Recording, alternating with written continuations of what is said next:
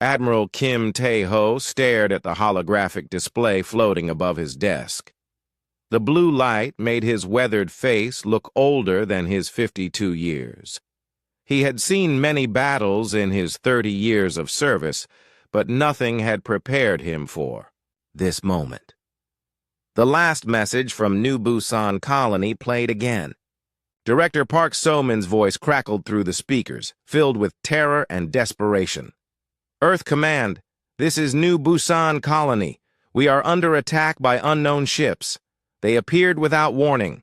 Our defense satellites are gone. The orbital stations are burning. They're targeting civilian areas. Dear God, they're killing everyone. The children, the schools. Please, someone help us. We have 2.3 million people here. We need... Static filled the room, then silence. Kim had watched this recording 50 times in the past 3 days. Each time his anger grew stronger. Each time the pain in his chest got worse. New Busan wasn't just another colony. It was humanity's pride. The most successful outer rim settlement ever built. A place where families lived and worked and dreamed of the future. Now it was gone. The door to his office opened. Captain Lee Do-hyun walked in, carrying a datapad. His young face was grim. Admiral, we've received more information from the automated beacon that reached Earth, Lee said. The computer analysis is complete. Kim gestured to the chair across from his desk. Sit down, Captain. Tell me everything. Lee activated his datapad. New images appeared in the holographic display. Kim's stomach twisted as he saw the readings. The energy signatures are massive, sir. Whatever hit New Busan used weapons we've never seen before. The power output readings are off our charts. They didn't just attack the colony. They destroyed it completely. Kim studied the data. The numbers made no sense. The amount of energy needed to cause this much destruction was enormous. How long did the attack last? Based on the beacon data, approximately 6 hours from start to finish. But, sir, that's not the worst part. Lee's voice dropped lower. The attack pattern shows they targeted civilian areas first. The schools, hospitals, residential districts. They left the military installations for last. They wanted to cause maximum civilian casualties, Kim said quietly. His hands clenched into fists. This wasn't war. This was murder. Lee nodded. The final transmission from the colony's defense command shows 17 escape ships launched during the attack. The beacon tracked them for 20 minutes before... He paused. Before what, Captain? Before they were all destroyed, sir. Every single escape ship. The attackers hunted them down one by one. No survivors. Kim closed his eyes. In his mind, he could see the escape ships fleeing the dying colony, packed with families, children, elderly people, all of them hoping to reach safety. All of them killed by an enemy that showed no mercy. Do we know who did this? Kim asked. The colony's computer system managed to record some data before it was destroyed. We've identified ship designs that don't match any known human or alien technology. The computer gave them a designation based on intercepted communications. They call themselves the Corvani. Kim had never heard that name before. What do we know about them? Almost nothing, sir. But the colony's xenobiology department was trying to establish first contact for several weeks before the attack. Director Park So-min sent multiple peaceful messages. The response was always the same, which was... Lee's face grew darker. Complete silence, until they attacked. Kim stood up and walked to the large window overlooking Earth's orbital shipyards. Hundreds of ships moved through space like tiny lights. Cargo vessels, passenger transports, military patrol craft, all going about their normal business, unaware that humanity had just made a terrible enemy. Admiral, Lee continued, There's something else. The computer managed to decode part of a Corvani transmission before the colony was destroyed. It's disturbing. Show me. New text appeared in the holographic display. The translation was rough, but the meaning was clear enough. Test complete. Human military response time, 6 months minimum. Human defensive capability, minimal. Recommendation, begin full. Extermination protocol. Kim felt ice form in his stomach. Extermination protocol? Sir, based on this message and the attack pattern, it appears the Corvani didn't just attack New Busan randomly. They were testing us, learning about our capabilities, and they've decided we're a threat that needs to be eliminated. Kim turned back to his desk. He pressed a button that connected him directly to Earth Defense Command. This is Admiral Kim Tae-ho. I need to speak with Fleet Admiral Bang immediately. Priority Alpha authorization. Within seconds, Fleet Admiral Bang Shi-hyuk's voice filled the room.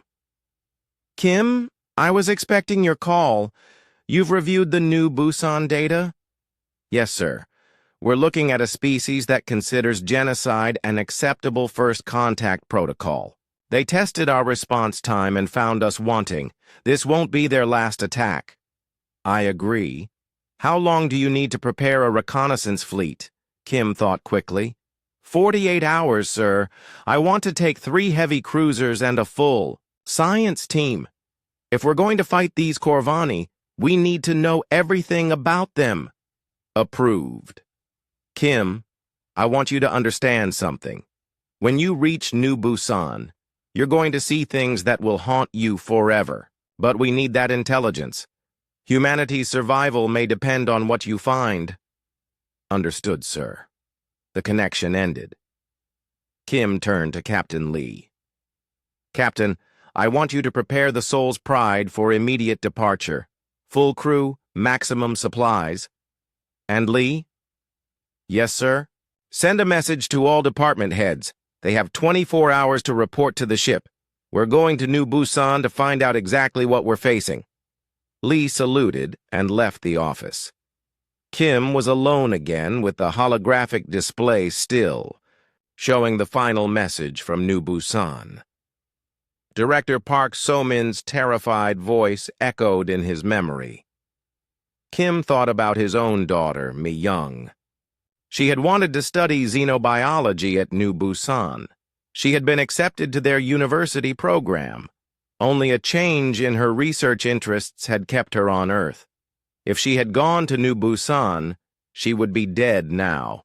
2.3 million people. Families, workers, children, students, elderly couples enjoying their retirement, all murdered by an alien species that had decided humanity needed to die. Kim made a promise to himself and to the memory of New Busan colony. Whatever it took, however long it took, humanity would make the Corvani pay for this crime. They had shown no mercy to innocent civilians. They would receive none in return. He pressed another button on his desk. This is Admiral Kim. Connect me to the Soul's Pride. Admiral, this is Commander Yoon Dong-wook. The ship is ready for your orders. Commander, we depart in 36 hours. Destination, New Busan Colony. Mission, find out who killed our people and learn everything we can about their capabilities. Sir, what should I tell the crew about the mission parameters? Kim looked one more time at the data from New Busan. The massive energy readings, the systematic destruction of civilian targets, the complete elimination of all escape ships. Tell them we're going to see what happens when someone declares war on humanity, and tell them to remember what they see, because when we get back to Earth, we're going to make sure this never happens again. The Soul's Pride would be humanity's first step into a war they didn't choose. But Kim was determined it would not be their last. Captain Yoon Dong-wook had seen many terrible things in his 15 years of service. He had pulled survivors from burning ships after pirate attacks. He had watched good people die in the vacuum of space. But nothing had prepared him for what waited at New Busan. The Hwarang dropped out of hyperspace at the edge of the New Busan system. Yoon stood on the bridge watching the sensor displays fill with data. What he saw made his blood run cold. "Captain," Lieutenant Cho Min-soo called, from the sensor station. "I'm reading massive energy residue throughout the system. Whatever happened here, it was recent. Maybe 3 weeks ago."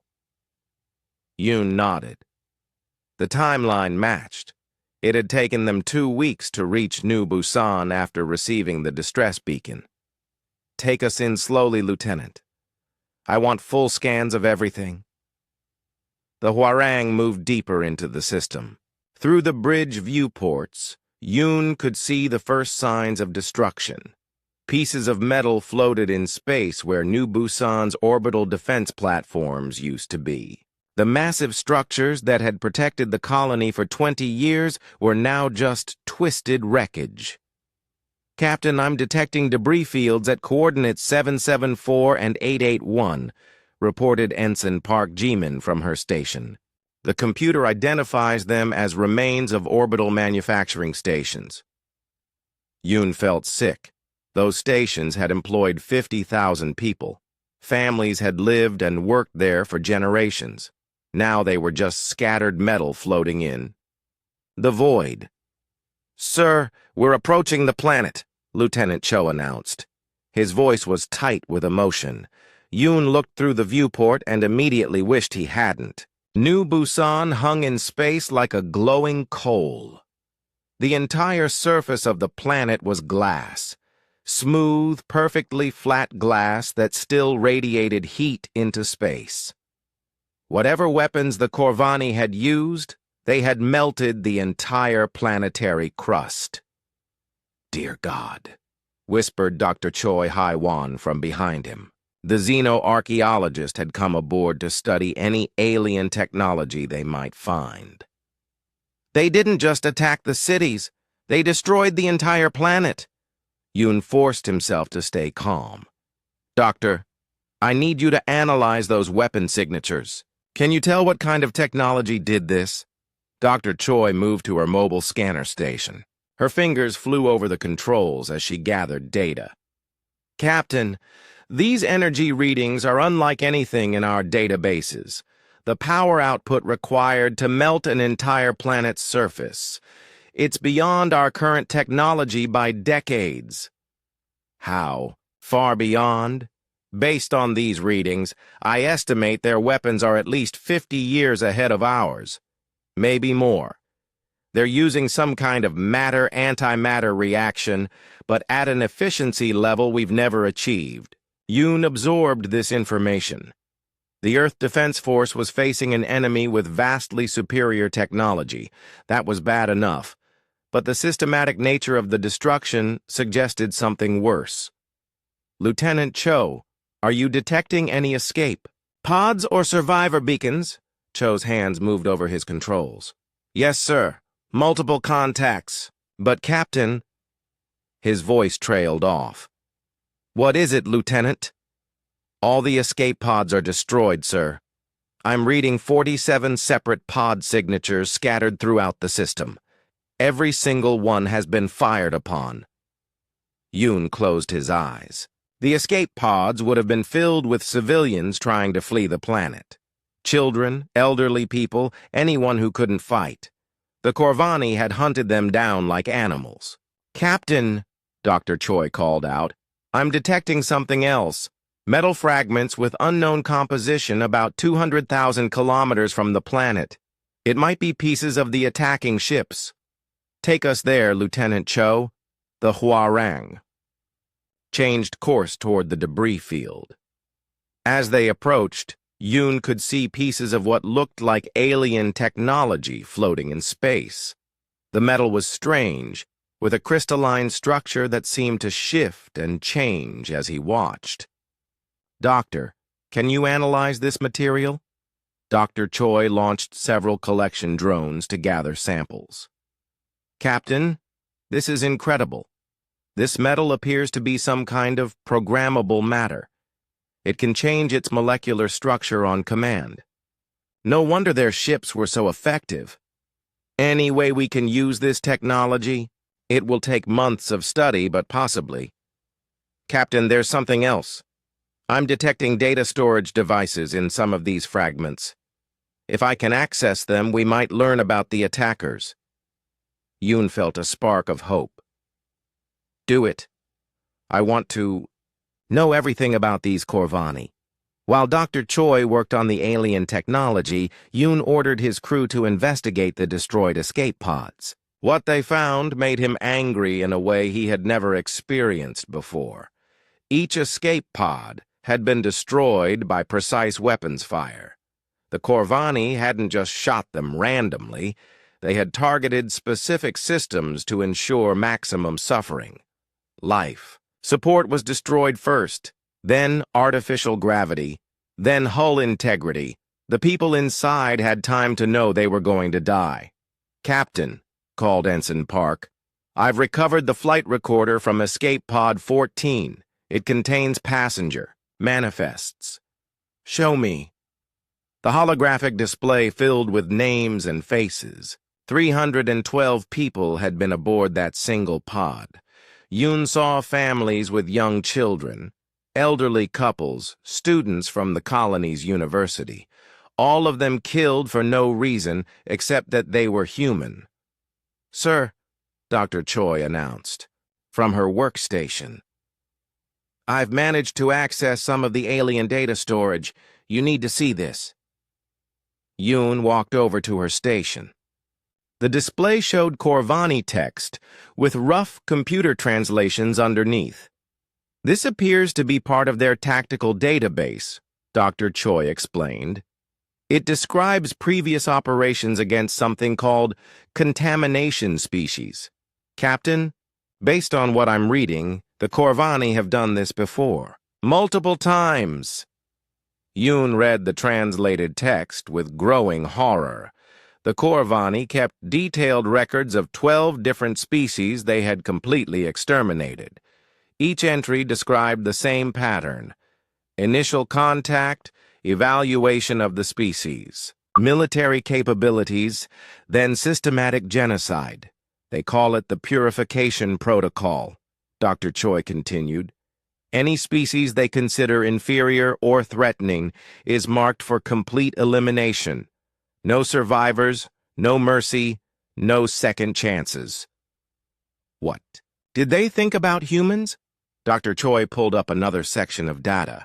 According to this, they monitored human radio transmissions for several years before attacking New Busan.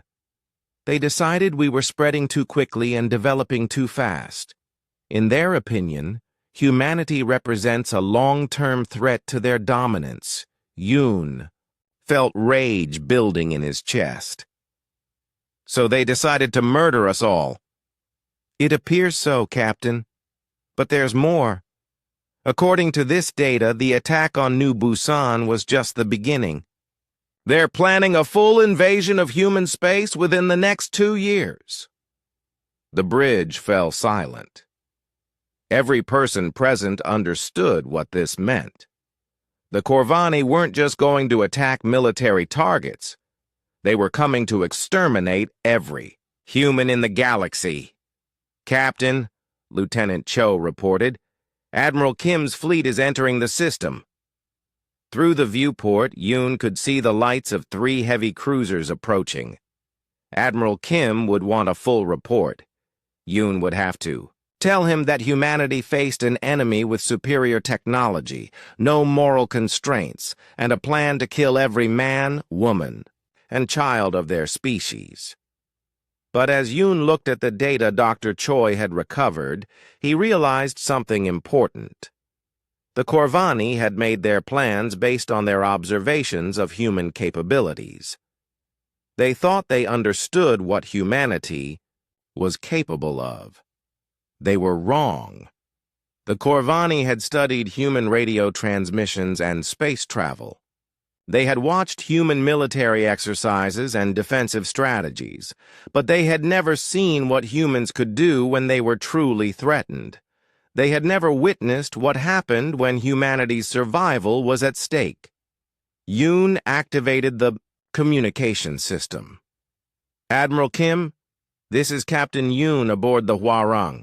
I have critical intelligence about the attack on New Busan and the species responsible." "Go ahead, Captain." "Sir, we're facing an enemy that has systematically exterminated 12 other species. They consider humans a contamination that must be cleansed. They have superior technology and are planning a full invasion of human space." There was a long pause before Admiral Kim responded.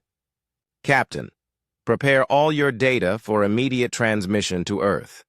If these Corvani want to see what humans are capable of when threatened, they're about to get their wish." Yoon looked one more time at the glowing surface of New Busan. 2.3 million innocent people had died here. The Corvani thought that would make humanity afraid. They had no idea how wrong they were. Fleet Admiral Bang Shi-hyuk stood before the largest gathering of human leaders in history. The underground Geneva complex had been built during the early space expansion years to house emergency meetings. Today, it was packed beyond capacity. Representatives from every nation on Earth sat alongside delegates from Mars colonies, Europa mining stations, and asteroid belt facilities. Military commanders who had never been in the same room together now shared the same urgent purpose. The holographic displays around the chamber showed real-time connections to human settlements across the galaxy. Bang activated the central display. Images from New Busan filled the air above the assembled crowd. The gasps and horrified whispers that followed told him everything he needed to know about the audience's reaction. "Ladies and gentlemen," Bang began, his voice carrying clearly through the chamber's speakers. "3 weeks ago, we lost contact with New Busan Colony. Yesterday, we learned why. An alien species calling themselves the Corvani completely destroyed the colony and murdered every single person living there." Senator Oh Jin-suk from the Lunar Republic stood up. "Admiral, are we certain this wasn't some kind of accident? Perhaps a misunderstanding during first contact?" Bang had expected this question. "Senator, Director Park So-min and her team attempted peaceful contact for several weeks before the attack. They sent mathematical sequences, musical compositions, and basic scientific data. The Corvani response was to systematically exterminate every human in the system." Dr. Nam Ju-hyuk, Earth's leading expert on alien cultures, approached the speaking platform. "Admiral, I've analyzed the data recovered from the attack site. Based on the Corvani records, this species has done this before. 12 times, to be exact." The chamber erupted in angry voices. Representatives shouted questions and demands. Bang raised his hand for silence. "Dr. Nam, please explain what we're facing." Nam activated his own display. "The Corvani are an ancient, spacefaring civilization that views newer species as contamination to be cleansed. They've been expanding across this region of the galaxy for over 1,000 years. Every time they encounter a species they consider threatening, they implement what they call the Purification Protocol." "Which is what exactly?" asked General Kang Ho-jin from the Mars Defense Force. "Complete extermination. No survivors, no mercy, no second chances. They believe that allowing inferior species to exist weakens the galaxy as a whole." Representative Liu Wei from the Outer Colonies Alliance leaned forward. "What makes them think we're inferior?" Nam's expression grew darker. "According to their data, they've been monitoring human radio transmissions for years. They consider Us too aggressive, too expansionist, and too technologically creative. In their opinion, humans represent a long-term threat to their dominance. So they decided to kill us all, said Admiral Kim Tae-ho, who had just returned from New Busan. Before we could become strong enough to defend ourselves. Senator Oh stood again. Surely there must be some way to negotiate with them, to convince them we're not a threat. Bang shook his head. Senator, the Corvani don't negotiate. According to their own records, they've never accepted surrender from any species. Their philosophy is simple. Purify or be purified. General Kang activated his holographic display. Admiral Bang, what are their military capabilities compared to ours? General, based on the weapon signatures from New Busan, they're approximately 50 years ahead of us technologically. Their individual ships are more powerful than ours. Their weapons can melt entire planetary surfaces. Their defenses can deflect most of our current weapons. The chamber fell silent. Representatives looked at each other with growing concern. The implications were clear. Humanity was facing a technologically superior enemy that wanted to exterminate their entire species. However, Bang continued, they have one critical weakness. Which is? Asked Senator Oh. They underestimate us. The Corvani base their plans on what they've observed of human military capabilities through our public communications and training exercises. They think they know exactly how we'll respond to their invasion. Admiral Kim stepped forward. They expect us to build defensive fleets and wait for them to attack our colonies one by one. They expect us to fight the kind of honorable, predictable war they've fought for centuries. And what do you propose instead? Asked General Kang. Bang activated the largest holographic display in the chamber. Technical specifications filled the air, showing ship designs and production schedules that made several representatives gasp. Total. War protocol. We convert every shipyard, every mining operation, every manufacturing facility to military production. We build the largest fleet in galactic history and take the fight directly to them. Representative Chen from the Belt Mining Consortium stood up. Admiral, what kind of fleet are you talking about? 700,000 warships. The chamber exploded in shocked voices. 700,000 ships was a number beyond anything humanity had ever contemplated. It was larger than all existing human fleets combined by a factor of 50. That's impossible, Senator Oh declared. We don't have the resources or industrial capacity. Admiral Kim walked to the center of the chamber. Senator, we do. But only if every human settlement contributes everything they have. Every asteroid, mining facility becomes a shipyard. Every research station becomes a weapons laboratory. Every transport captain becomes a military officer. The cost would be enormous, Representative Liu pointed out. The cost of failure is the extinction of our species, Bang replied firmly. The Corvani have already demonstrated they show no mercy to civilian populations. If we don't stop them now, every human world will look like New Busan. Dr. Nam activated his display again. I need to show you something else we discovered in the Corvani data. New images appeared, showing star charts with marked systems. Red indicators covered dozens of worlds.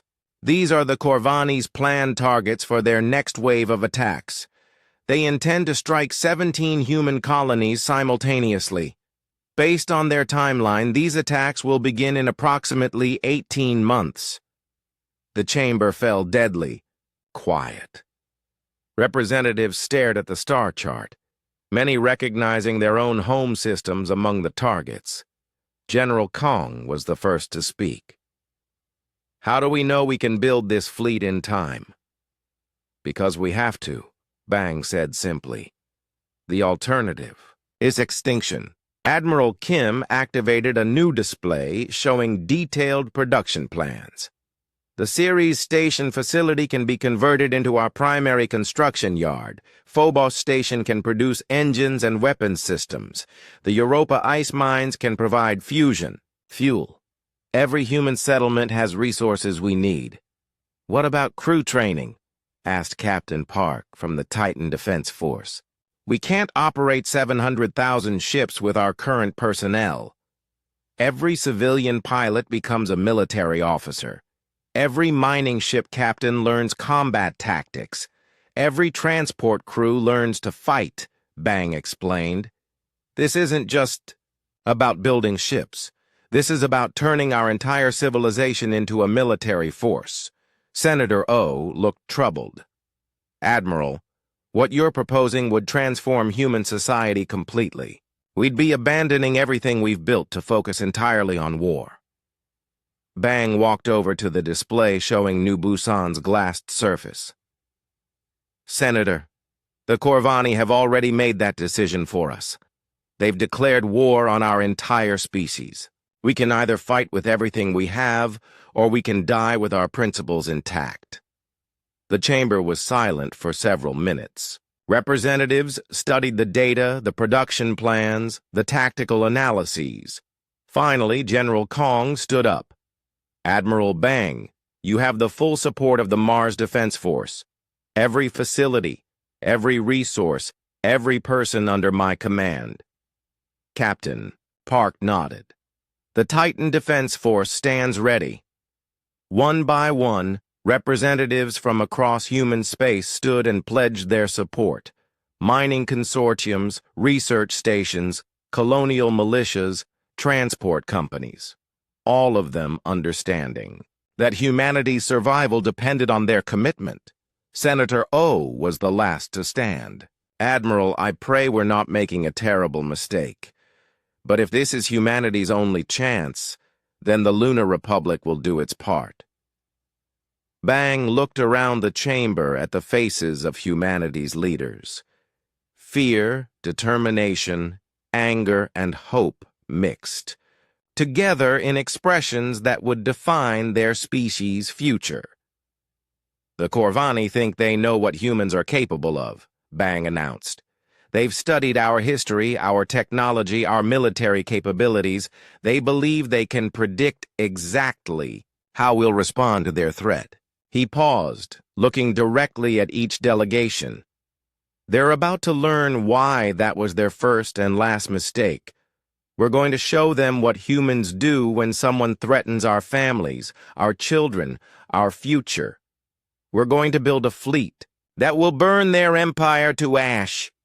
The chamber erupted in determined voices as representatives began coordinating the largest military mobilization in galactic history. The Corvani had wanted to test human resolve. They were about to get their answer. Engineer Lim Ye-jin floated in zero gravity, watching machines eat an asteroid. The massive mining equipment moved like hungry insects, stripping away layers of rock and metal with perfect precision. What had been a solid chunk of space debris, this morning was now becoming the hull of a warship. 6 months had passed since the Council of War, and Ceres Station had transformed beyond recognition. The asteroid belt's largest mining facility now stretched across hundreds of kilometers of space. Construction bays that once built cargo haulers now assembled destroyers. Refineries that had processed raw ore for civilian markets now produced weapons-grade materials. "Ma'am," called technician Seo Hyun-woo from his control station. "Bay 17 reports hull completion on destroyer batch 47 through 52. Ready for systems installation." Lim checked her datapad. 6 destroyers completed in a single day. 3 months ago, building 1 destroyer took 2 weeks. The production improvements were remarkable, but they still weren't fast enough. "How many ships total this week?" she asked. 137. Combat vessels of various classes, plus 46 support ships. Lim did the calculations in her head. At this rate, they would have maybe 200,000 ships ready when the Corvani attacked. That wasn't enough. The enemy was planning to hit 17 human colonies simultaneously. Humanity needed overwhelming force at every target. Technician CO, activate the new automated assembly lines. I want production doubled by next month. Ma'am, the automated systems are still being tested. If we activate them now and something goes wrong, then we fix it. We don't have time for perfect testing. Every day we delay costs lives. Lim pushed off from the observation deck and floated toward the central command center. Through the transparent aluminum windows, she could see the entire production facility spread out like a metal city in space. Millions of workers moved between construction bays, assembly lines, and storage areas.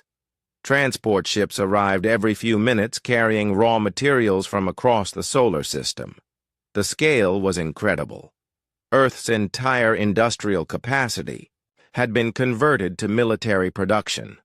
Mars colonies had stopped growing food to build engine components. Europa's ice miners now extracted materials for fusion reactors. Even the research stations had been converted to weapons laboratories. Engineer Lim called Dr. An Subin over the communications system. Please report to Laboratory 7. We have a breakthrough. Lim changed direction and headed for the weapons research section. Dr. An had been working on humanity's most important project, developing weapons that could penetrate Corvani defenses. The laboratory was a controlled chaos of equipment and test materials. Dr. An stood before a massive containment field where a small sample of antimatter glowed with deadly beauty. "We've done it!" Dr. An announced with exhausted excitement. "Stable antimatter weapons based on the Corvani energy signatures we recovered from New Busan." Lim stared at the contained antimatter. Humanity had used antimatter for power generation, but weaponizing it had always been too dangerous. How stable? Completely stable until armed. Then we can control the reaction precisely. 1 gram of this material can destroy a Corvani battleship. Production time? That's the problem. Current facilities can produce maybe 50 antimatter warheads per month. We need thousands, Lim thought quickly. What do you need to scale up? Production? 12 more containment facilities, 400 specialized technicians, and about 6 months to build everything. You have 2 months and whatever resources you need. Send me the specifications. I'll have construction teams working on it within the hour. Dr. An looked shocked. Engineer Lim, this is incredibly dangerous technology. If something goes wrong during construction... Doctor, if we don't have these weapons ready when the Corvani arrive, it won't matter how safe we are. They'll kill us all anyway. Lim left the laboratory and headed for the command center. Captain Jian Minho was waiting for her, studying tactical displays that showed fleet movements across human space. Engineer Lim, I need to discuss the new ship designs with you, Captain Jian said. The Vengeance-class dreadnoughts are impressive, but I'm concerned about their operational capabilities. Lim looked at the technical specifications floating in the holographic display. The Vengeance-class ships were massive, each one over 1 kilometer long and armed with enough firepower to level a city. They were designed to be humanity's answer to Corvani technological superiority. What's the problem, Captain? They're too big. Traditional tactics won't work with ships this size. We need new strategies, new training programs for the crews. Then develop them. You have full authority to redesign our entire tactical doctrine if necessary. Captain Jian activated another display showing combat simulations. I've been working on swarm tactics. Instead of traditional ship-to-ship combat, we use thousands of smaller vessels in coordinated attacks. The Corvani have never faced anything like it. Lim watched the simulation play out. Hundreds of human ships moved like a school of fish, overwhelming a single Corvani vessel through sheer numbers and unpredictable movement patterns. Does it work? In simulation, yes. But we need crews trained specifically for this kind of combat. Traditional naval officers won't understand the tactics, then train new ones. Take every civilian pilot, every mining ship captain, every transport officer, and teach them to fight this way. That's millions of people. Then we'd better get started. A new voice interrupted their conversation. Engineer Lim, we have a priority. Message from Earth Command. Major Shin Dabin appeared on the communication screen. Her intelligence division had been monitoring Corvani activities throughout the galaxy. Ma'am, we've intercepted new Corvani communications. They're accelerating. Their timeline. Lim felt ice form in her stomach. How accelerated? Instead of 18 months, we now have 12 months before they attack. And ma'am, there's something else. They're not just targeting 17 colonies anymore. Our latest intelligence suggests they're planning to hit 37 human settlements simultaneously. The command center fell silent. 37 targets meant they needed to defend more than twice as many colonies with the same production timeline shortened by 6 months. What changed their timeline? Captain John asked. Major Shin's expression grew grim. They've detected increased military activity in human space. Our mobilization efforts haven't gone unnoticed. They know we're preparing for war. Lim stared at the production schedules on her data pad. Even with automated assembly lines and round-the-clock construction, they couldn't build enough ships to defend 37 targets in 12 months. Not with current methods. Major Shin, how certain is this intelligence? Very certain, ma'am. We have multiple sources confirming the new timeline and expanded target list. Lim made a decision that would define the rest of the war. Captain John, forget defensive strategies. We're not going to wait for them to attack us. Ma'am, we're going to build the 700,000 ships as planned. But instead of spreading them across 37 defensive positions, we're going to concentrate them into a single overwhelming force and take the fight directly to the Corvani. Captain Jian looked stunned. That's incredibly risky. If we fail, Earth and all the colonies will be defenseless. If we defend passively, they'll destroy us piece by piece anyway, at least this way. We have a chance to end the threat permanently. Lim activated the facility-wide communication system.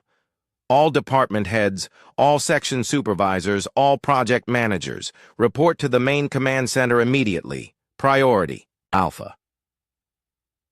Within minutes, the command center was packed with the people responsible for humanity's largest military project. Engineers, scientists, military officers, and production managers all waited for instructions. The timeline has changed, Lim announced. We now have 12 months to complete construction of 700,000 warships. The target list has expanded to 37 human colonies, and we're not going to defend them. Confused voices filled the room. Lim raised her hand for silence. We're going to build the largest military force in galactic history and use it to attack the Corvani home systems directly. We're going to end this war before they can destroy another human colony. Dr. An stepped forward. Engineer Lim, that's an enormous risk. If we fail, we die fighting instead of hiding. But we're not going to fail, because every person in this room is going to work harder than they've ever worked before. We're going to push our production capabilities beyond anything anyone thought possible. Lim looked around the room at faces that showed fear, determination, and hope in equal measure.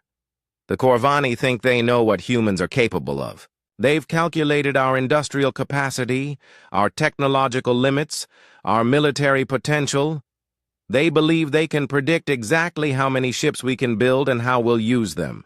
She paused, making eye contact with each department head. "They're about to learn that humans don't accept limits. We're going to build more ships than they think possible, faster than they think possible, and use them in ways they never imagined. When we're finished, the Corvani will understand why threatening human civilians was the worst mistake their species ever made." The room erupted in determined voices as engineers and scientists began planning the impossible. Around them, the construction facility hummed. Admiral Park Hyun-woo stood on the bridge of the massive dreadnought Seoul's Vengeance, watching 50,000 human warships move through space like a river of stars. The advance fleet had taken 8 months to assemble, and now they were about to test everything humanity had built against the enemy that had murdered New Busan Colony. "Admiral," called Commander Ryu Sang-min from the tactical station, "all fleet elements report ready. We're approaching the outer edge of Corvani space." Park studied the holographic display showing their target, Korvac Prime's outer defense grid. According to intelligence gathered from the New Busan attack, this system protected the approaches to the Corvani homeworld. It had never been successfully attacked in over 1,000 years of Corvani expansion. "What are we facing, Commander?" "Energy field generators positioned throughout the system, sir. Approximately 400 defensive platforms, each one capable of projecting shields that can deflect most known weapons. The Corvani consider it impregnable." Park looked through the bridge viewport at his fleet. 50,000 ships of every class, from small destroyers to kilometer-long dreadnoughts. Each ship carried crews trained in the new swarm tactics Captain John had developed. Each ship was armed with the antimatter weapons Dr. An had created. Most importantly, each ship carried the memory of New Busan Colony. "Admiral," reported Lieutenant Kim So-young from the communication station, "we're receiving a transmission from the Corvani defense grid. Put it through." The alien voice that filled the bridge spoke in heavily accented human language. "Human vessels, you have entered Corvani territory without permission. Turn back immediately or face destruction." Park activated his own transmission system. "This is Admiral Park Hyun-woo of the Earth Defense Force. We're here to discuss your attack on New Busan Colony." There was a long pause before the Corvani responded. "New Busan was a necessary purification action. Your species has been marked for elimination. Surrender your ships and we will grant you quick deaths." Park felt anger burn in his chest. Quick deaths. After what they had done to 2.3 million innocent civilians, they offered quick deaths as mercy. "Counteroffer," Park replied. "Surrender your defense grid and we'll consider leaving some of your ships intact." The Corvani transmission ended. Within seconds, energy readings spiked across the system as the defense platforms powered up their weapons. "Admiral, Commander," Ryu announced, "the defense grid is activating. Energy shields are coming online. They're targeting our lead elements. All ships, this is Admiral Park. Execute Plan Omega. Show them what human determination looks like." The human fleet suddenly changed formation. Instead of advancing in traditional battle lines, thousands of ships broke into smaller groups. They moved in coordinated swarms, each group following unpredictable patterns that made targeting nearly impossible. The Corvani defense platforms opened fire. Massive energy beams lanced through space, each one capable of destroying a traditional warship with a single hit. But the human ships weren't where the targeting computers expected them to be. "First wave, begin your attack runs," Park ordered. 2,000 destroyers accelerated toward the nearest defense platform. The Corvani shields flared as human weapons struck them, but the energy barriers held. The alien technology was as advanced as intelligence had predicted. But Park wasn't discouraged. This was exactly what they had planned for. Commander Ryu, execute Protocol 7. Yes, sir. All ships, Protocol 7 is active. What happened next had never been seen in galactic warfare. Instead of trying to break through the Corvani shields, with brute force, the human ships began coordinating their attacks with perfect precision. Hundreds of vessels fired simultaneously at the exact same point on the enemy barrier. The shield generator on Platform 7 flickered, then failed. "Direct hit," reported Lieutenant Kim. "Platform 7's shields are down." "All units, concentrate fire on Platform 7. Destroy it completely." Antimatter warheads struck the defenseless platform. The Corvani station, which had protected this system for centuries, exploded in a brilliant flash of light. Debris scattered across thousands of kilometers of space. The Corvani response was immediate. Energy platforms throughout the system began targeting the human swarms with increased intensity. But for every shot that found its target, a dozen missed. The human ships moved like schools of fish, constantly changing direction and speed. "Admiral," Commander Ryu called out, "we're losing ships, but the tactic is working. We've destroyed 6 defense platforms so far." Park watched the tactical display. Red indicators showed human ships being destroyed, but green indicators showed Corvani platforms going offline at an even faster rate. The enemy had never faced this kind of coordinated swarm attack. "Second wave, begin your runs. Target platform. Clusters 12 through 15. Another group of destroyers accelerated toward their targets, but this time, the Corvani were ready. Concentrated fire from multiple platforms caught the lead ships, destroying them in brilliant explosions. "Commander," Ryu gritted his teeth, "we lost Squadron 47, sir. Captain Lee and all hands." Park felt the loss like a physical blow. Captain Lee Jae-sung had been a friend for 20 years, but this was war, and war demanded sacrifices. Squadron 47's sacrifice opened. A gap in their fire pattern. Third wave, exploit that gap immediately. The battle continued for 6 hours. Human ships pressed their attacks with relentless determination, trading their lives for Corvani defensive positions. The energy platforms that had protected this system for a millennium fell one by one to humanity's new tactics. But the cost was enormous. By the end of the engagement, Park had lost 12,000 ships and their crews. "Admiral," reported Commander Ryu, "the outer defense grid is completely destroyed. The way to Corvani space is open." Park looked at the tactical display showing the wreckage of the ancient defense system floating in space. Humanity had achieved something no other species had managed in 1,000 years. They had broken through Corvani defenses. "Open a channel to all remaining ships," Park ordered. "Channel open, sir." "This is Admiral Park to all fleet elements. Today we've proven that Corvani technology can be defeated. Today we've shown that human tactics can overcome their defenses. But most importantly, today we've sent a message." Park paused, thinking of the crews who had died to achieve this victory. "The message is simple. New Busan has been avenged, and this is only the beginning. Every Corvani defensive position will fall. Every ship that participated in the murder of innocent civilians will burn. Every world that supported their genocide will face the consequences." He activated the long-range communication system, broadcasting on all Corvani frequencies. "Attention, Corvani Empire.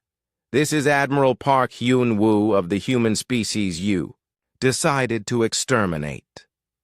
Your outer defenses are destroyed. Your ancient shields have failed. We're coming for your home systems, just as you came for ours. But unlike you, We won't target civilians. We're coming for your military, your leadership, and your ability to threaten anyone else." Park looked through the viewport at the burning remains of the defense platforms. "You wanted to test human resolve.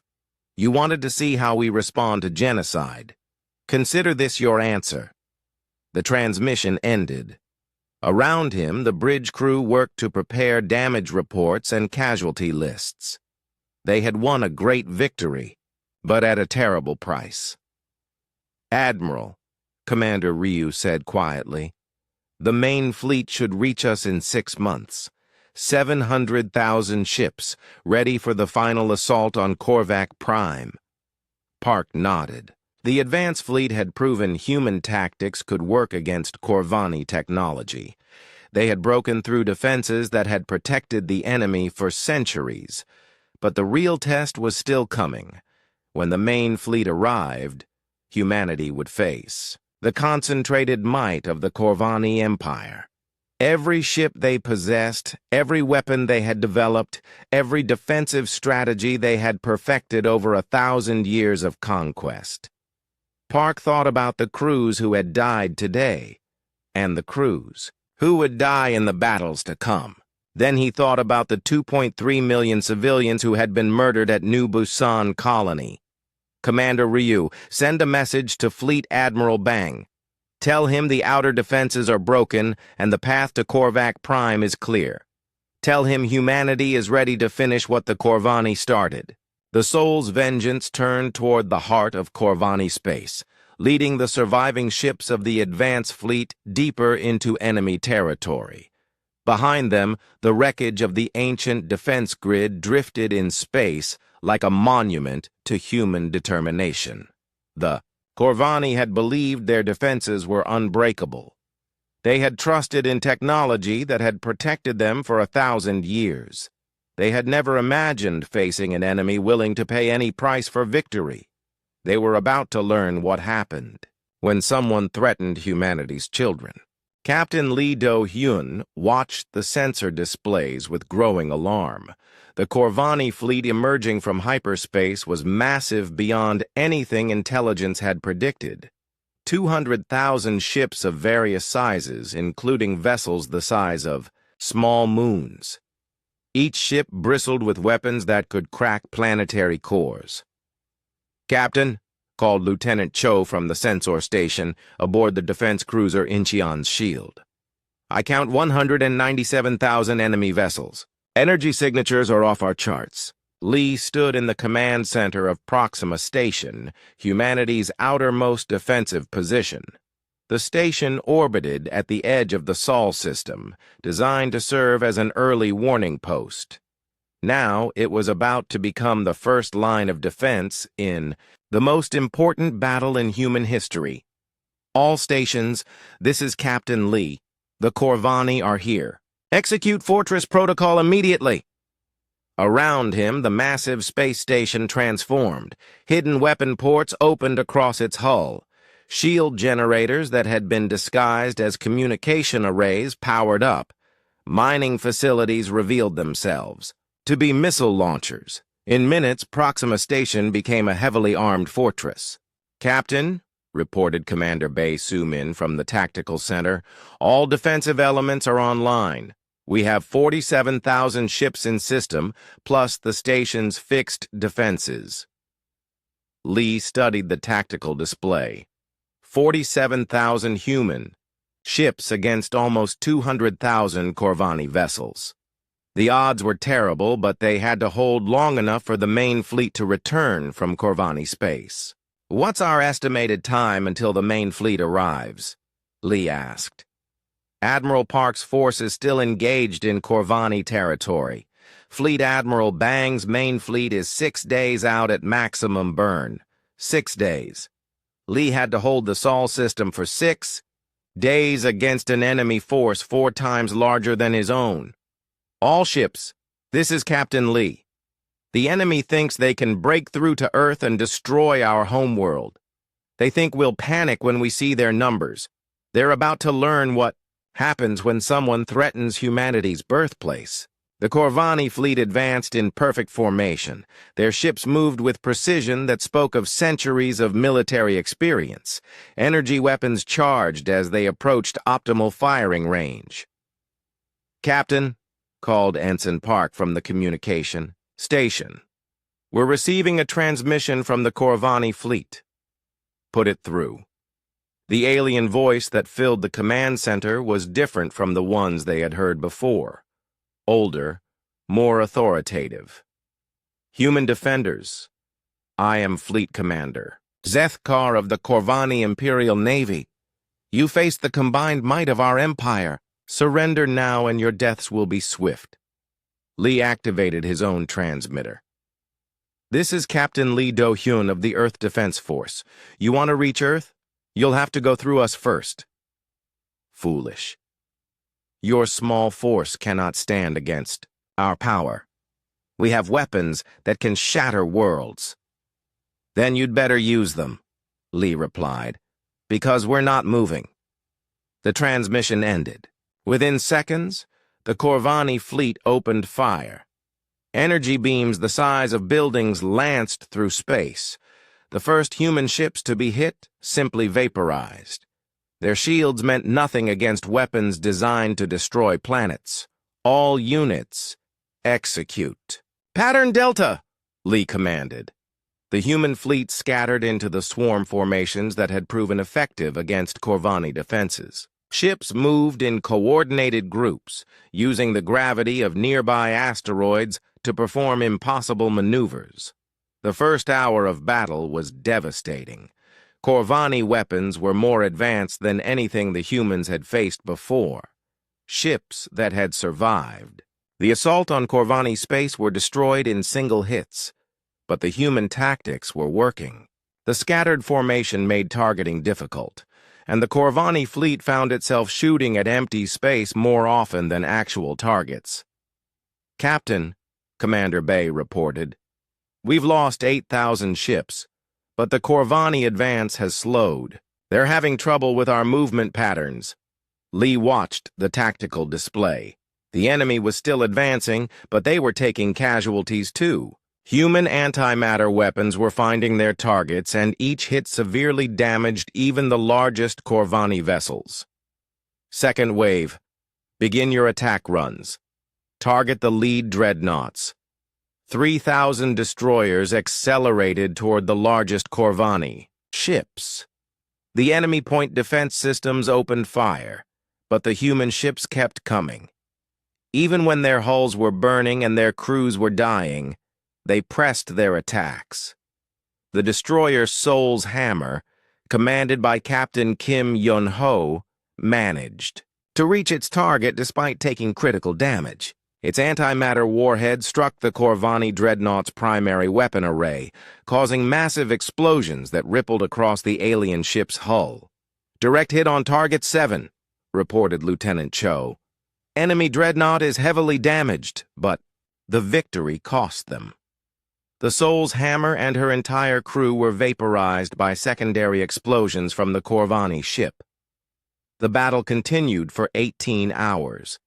Human ships fought with desperate courage, knowing that every minute they held the line was another minute for civilians to evacuate Earth's outer colonies. "Captain," Commander Bay called out, "the enemy is breaking through our outer perimeter. They're heading directly for Earth." Lee felt his heart sink. Despite their efforts, the Corvani force was too large. They couldn't stop all of them. All remaining ships form up on Proxima Station. "We make our last stand here." The surviving human vessels gathered around the fortress station. 23,000 ships, many of them damaged, prepared to face the Corvani's final assault. "Captain," Ensign Park announced, "incoming transmission from the lead Corvani vessel." "Put it through." Fleet Commander Zethkar's voice filled the command center again. "Captain Lee, you have fought with honor, but now you face our most powerful weapons. Surrender, and we will spare your remaining crews." Lee looked around the command center at his officers, young faces marked by exhaustion and determination. They had given everything to defend their home system. "Commander Zethkar, I have a counter-offer for you. Speak. Look behind you." The Corvani fleet commander must have checked his sensors because there was a long silence before he responded. "Impossible." Lee smiled grimly. "Captain John's stealth squadrons have been positioning themselves for the past 6 hours. You were so focused on our main force that you never noticed the 1,000 ships moving into position behind your fleet." The tactical display showed what was happening. 1,000 human ships, running silent and hidden among the asteroids of the outer system, had moved into position behind the Corvani fleet. Now they activated their engines and weapons simultaneously. All stealth units execute Plan Omega. Target their command ships. The hidden human force struck like lightning. Antimatter warheads slammed into Corvani command vessels before they could react. The alien fleet, which had been advancing in perfect formation, suddenly found itself under attack from behind. The battle that followed was chaos. Corvani ships tried to turn and face the new threat while still engaging Lee's force at Proxima Station. Human ships from both groups coordinated their attacks, catching enemy vessels in devastating crossfires. "Captain," Commander Bay reported, "the Corvani formation is breaking apart. They're losing coordination." Lee watched as the alien fleet, which had seemed unstoppable just hours before, began to fragment. Ships broke away from the main force to chase human attack groups. Others clustered together for mutual protection, making them easier targets for concentrated fire. But the Corvani weren't finished. Fleet Commander Zethkar regrouped his remaining forces and launched a desperate assault directly at Earth. "All units, the enemy is making a run for our homeworld. Stop them at any cost." The final phase of the battle was the most brutal. Human ships threw themselves at Corvani vessels in suicide attacks. Crews rammed their damaged ships into enemy hulls. When their weapons ran out, engineers set off antimatter explosions that destroyed their own vessels along with nearby alien ships. Commander Bay Sumin's heavy cruiser, Pusan's Pride, took critical damage while engaging a Corvani battleship. Instead of withdrawing, she ordered her crew to abandon ship and then piloted the vessel directly into the enemy's engine core. "Tell my family I kept my promise," she transmitted as her ship disappeared in a brilliant explosion. "Earth stands." The Corvani fleet that finally reached Earth's outer atmosphere was a fraction of its original size, but they still carried planet-killing weapons, and they were determined to use them. "Captain," Lieutenant Cho announced, "enemy ships are entering Earth's atmosphere. They're targeting major population centers." Lee felt despair grip his heart. They had fought so hard, sacrificed so much, and the enemy was still going to strike at humanity's homeworld. Then new contacts appeared on the sensor display. "Captain, I'm reading massive energy signatures dropping out of hyperspace. It's Fleet Admiral Bang's main fleet. 700,000 ships." Lee looked through the viewport and saw the most beautiful sight in the galaxy. Hundreds of thousands of human warships emerging from hyperspace like an avalanche of stars. The largest military force in galactic history had arrived just in time. "All stations, this is Fleet Admiral Bang. Sorry we're late. Let's finish this." What followed wasn't a battle. It was an execution. The surviving Corvani ships, already damaged from their fight through the Sol system defenses, faced the full might of humanity's war machine. 700,000 fresh ships with antimat.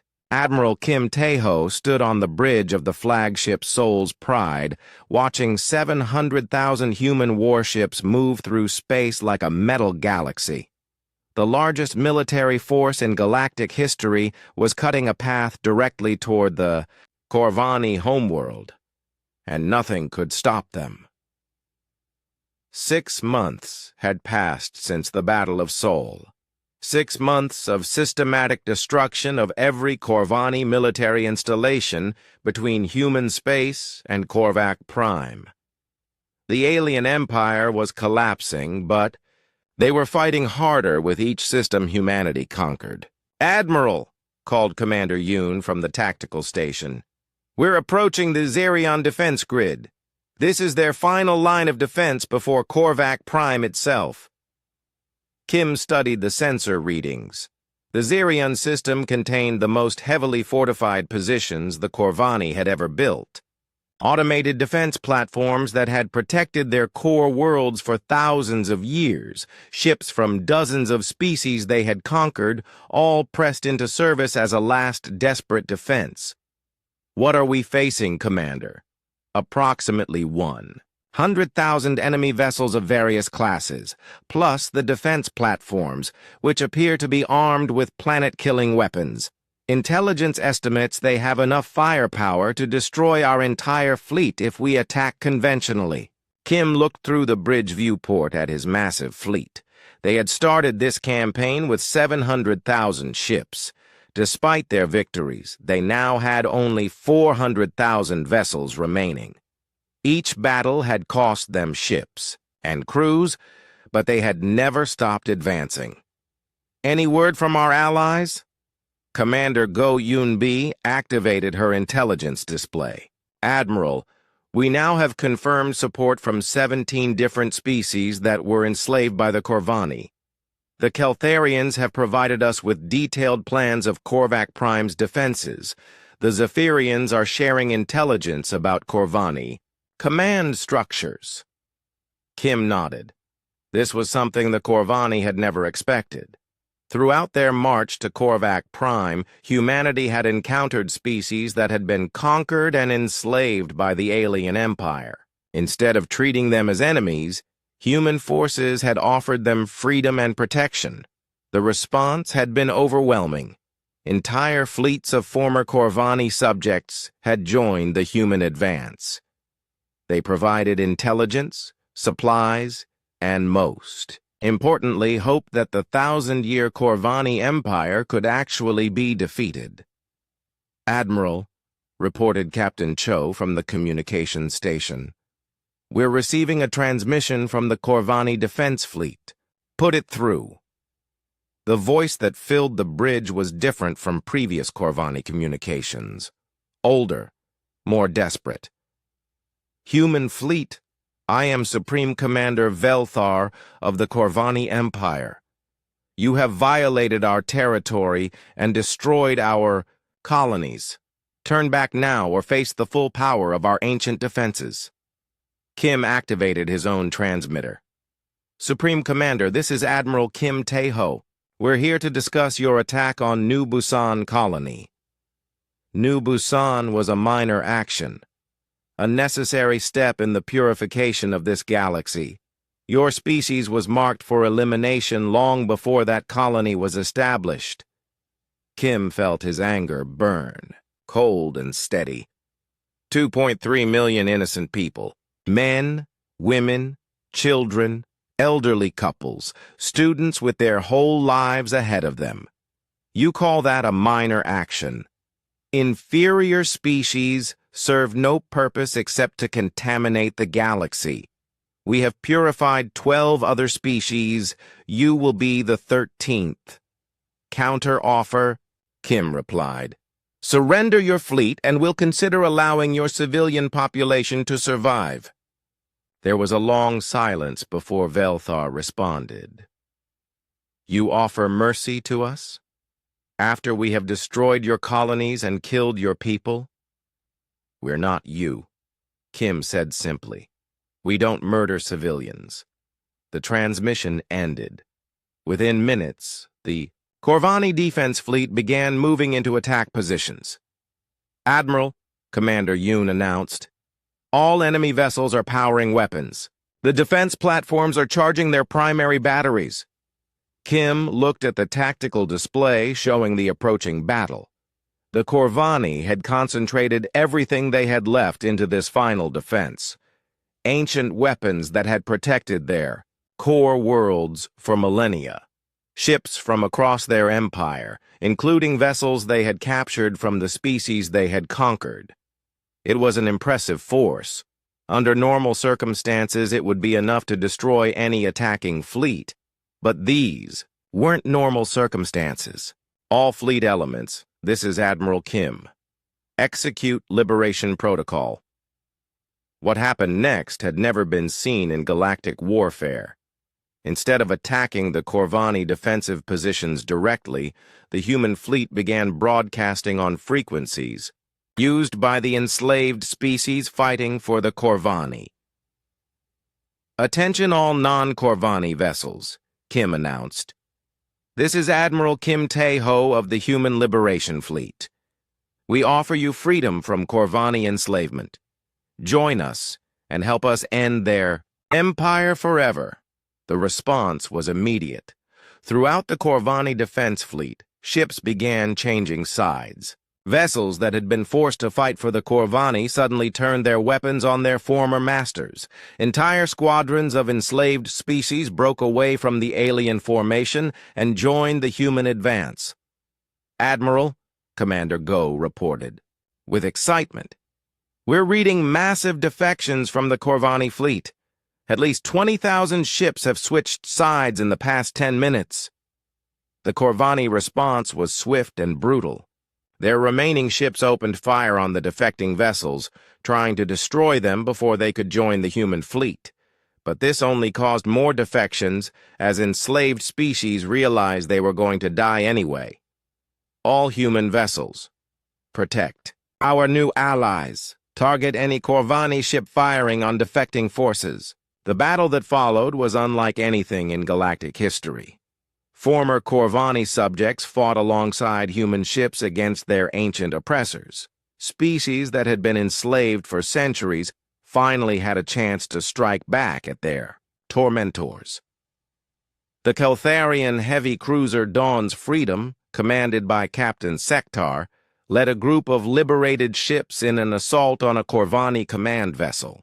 Her final transmission before ramming the enemy ship became legendary among the liberated species. "For every world you burned, for every child you murdered, for every dream you destroyed, this is our answer." The ancient Corvani defense platforms, designed to repel external invasions, were not prepared for attacks from within their own formation. Human antimatter weapons and allied energy beams struck them from unexpected angles, destroying systems that had protected Corvani space for thousands of years. "Admiral," Commander Yoon reported, "the defense grid is collapsing. We've destroyed 60% of their platforms and most of their fleet has either been destroyed or defected to our side." Kim watched the tactical display as the Corvani positions crumbled, but his satisfaction was tempered by the cost. Even with their new allies, they had lost another 50,000 ships in the battle. "What's our current fleet strength?" 350,000 human vessels plus approximately 40,000 allied ships from liberated species. Kim nodded. They would reach Korvac Prime with a smaller force than they had planned, but they would have something the Corvani had never faced, a coalition of every species they had wronged over the past 1,000 years. "Admiral," Captain Cho announced, "we're receiving a transmission from Korvac Prime itself." "Put it through." The voice that came through the speakers was ancient, filled with authority and growing desperation. "Human Admiral, I am Emperor Kolveth, Supreme Ruler of the Corvani Empire. I offer you terms for peace." Kim was surprised. In all their intelligence about the Corvani, there had never been any mention of them offering negotiations. "What terms?" "Withdraw your fleet from our territory, and we will cease all military action against human colonies. Your species will be removed from the purification list." Kim looked around the bridge at his officers. They were listening to the first peace offer the Corvani had ever made to any species. After 1,000 years of conquest and genocide, the alien empire was finally desperate enough to negotiate. Emperor Kolveth, what about the other species you've enslaved? What about the worlds you've purified? Those actions are complete. We cannot undo what has been done. But we can prevent future conflicts. Kim felt his anger return. The Corvani were offering to spare humanity while keeping all their other conquests. They still didn't understand what they were facing. Emperor, here are our terms. Complete surrender of all Corvani military forces. Liberation of all enslaved species. Reparations for the worlds you've destroyed. And trials for every Corvani involved in genocide. There was a long silence before the Emperor responded. Those terms are unacceptable. We are the dominant species. In this galaxy, we do not surrender to inferior races. Then we'll see you at Korvac Prime, Kim replied. The transmission ended. Around him, the bridge crew prepared for the final battle of the war. Admiral, Commander Go announced, intelligence reports from our allies indicate that Korvac Prime is defended by the last of the Corvani fleet. Approximately 100,000 ships, plus planetary defense systems that have never been tested. In actual combat, Kim studied the data. One final battle against the heart of the Corvani Empire. Everything they had fought for, everything they had sacrificed, would be decided in the skies above the alien homeworld. All ships, this is Admiral Kim. In 48 hours, we will arrive at Korvac Prime. We will face the final defense of an empire that has murdered countless The final battle began at dawn on the third moon of Korvac Prime. Admiral Kim Tae-ho watched from the bridge of Seoul's Pride as 350,000 human warships faced the concentrated might of the Corvani Empire's last stand. The alien homeworld hung in space like a fortress. Orbital weapons platforms surrounded it in layers, each one larger than a human city. Energy shields projected from the planet's surface created a barrier that had never been breached in the 1,000-year history of the Corvani Empire. Admiral, reported Commander Yoon from the tactical station, we're facing approximately 100,000 Corvani vessels, plus the planetary defense systems. Energy readings suggest they have weapons capable of destroying entire fleets. Kim studied the tactical display. This was it. Everything humanity had built, everything they had sacrificed, everything they had learned about war would be tested in the next few hours. Either they would break the Corvani Empire forever, or humanity would lose the largest fleet in their history. What's the status of our allied forces? Commander Go activated her intelligence display. 40,000 ships from liberated species are standing by. The Keltharians are positioned to attack the northern orbital platforms. The Zephyrians are targeting the communications arrays. All of them are ready to fight. Kim nodded. The sight of former slaves joining the assault on their oppressor's homeworld was something the Corvani had never imagined. For 1,000 years they had believed their subjects would never dare rebel. They were about to learn how wrong they were. Admiral, called Captain Cho from communications, we're receiving a transmission from the planet's surface. Put it through. Emperor. Kolveth's voice filled the bridge, but it was different now. The supreme authority was gone, replaced by desperation and growing fear. Admiral Kim, this is your final chance. Withdraw now, and we will grant your species a place in our empire. You have proven yourself worthy of survival. Kim activated his own transmitter. Emperor Kolveth, you still don't understand what's happening here. Explain it to me. This isn't about our species anymore. This is